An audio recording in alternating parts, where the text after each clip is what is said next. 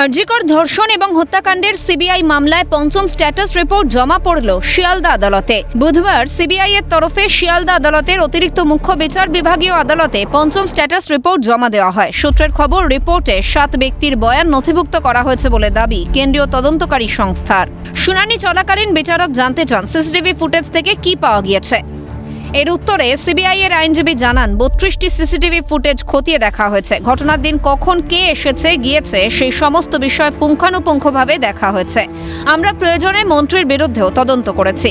CBI ভয় পায় না, তদন্ত চলছে। অন্যদিকে কাদম্বিনীর পরিবারের আইনজীবী অমর্ত্য দেব বলেন, ঘটনাস্থলে যাওয়ার জন্য আরও 2টি পথ রয়েছে। সিবিআই যে ফুটেজ থেকে অভিযুক্ত সঞ্জয় রায়ের উপস্থিতি দেখাচ্ছে সেটি মাত্র একটি সিসিটিভির ফুটেজ। এক্ষেত্রে তদন্তের অগ্রগতি কি হয়েছে? 4 জন চিকিৎসক যারা সেদিন ঘটনাস্থলে ছিলেন তাদের কেন হেফাজতে নেওয়া হলো না? এর জবাবে সিবিআই এর আইনজীবী জানান, আরজিকর ছাড়া আমরা বাইকের ট্রাফিকের ফুটেজ পরীক্ষা নিরীক্ষা করে দেখেছি।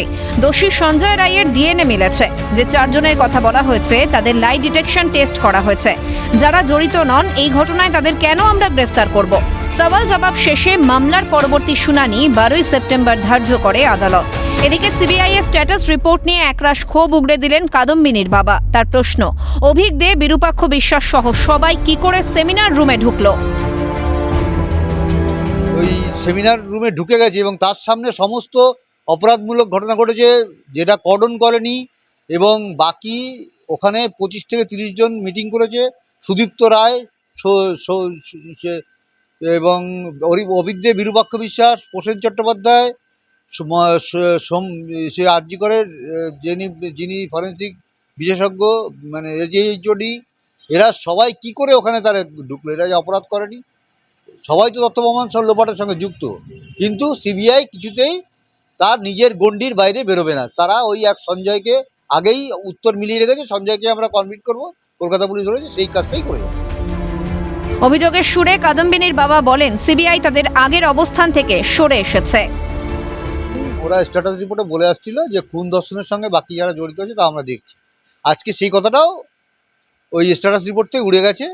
এবং ওরা যে ভিডিও পাঠিয়েছিল বিভিন্ন পরীক্ষা নিরীক্ষা করার জন্য, তার কয়েকটা রিপোর্ট এনেছে, বাকি একটাও আনে। পাশাপাশি সিবিআইকে নিয়ে বিস্ফোরক অভিযোগও করেন কাদম্বিনীর বাবা। তার দাবি, রাজ্য সরকারের সঙ্গে সিবিআই এর যোগসাজশ রয়েছে। এই রাজ্য সরকারকে উৎখাতের জন্য আন্দোলনই একমাত্র পথ। অবশ্যই আছে, এবং রাজ্য সরকারের সঙ্গে সিবিআই যোগসাজশ আছে। এবং সেটা আমাদের এখন ধারণা যে মোটা টাকা লেনদেন হয়েছে বলেই আজকে সিবিআই এই জায়গাটা রয়েছে। সিবিআই সমস্ত কিছু জানে, আমার মেয়েকে কারা মেরেছে, কীভাবে মেরেছে, সব কিছু জানে, কিন্তু বের করবে না। একদম এলো গ্যাজাখারি গল্প মানুষকে দেওয়া হয়। সিবিআই সম্বন্ধে কারো কোনো আইডিয়া নেই। সেই আইডিয়াটা আমাদের এখন হয়েছে। সব মানুষ সেই দিকে সচেতন হওয়া দরকার। আন্দোলনই একমাত্র রাস্তা এই সিবিআইকে এবং এই রাজ্য সরকারকে উৎখাত করার জন্য। মামলার পরবর্তী শুনানিতে আরজিকর কাণ্ডের তদন্তের বিষয়ে আর কি তথ্য উঠে আসে সেটাই এখন দেখার।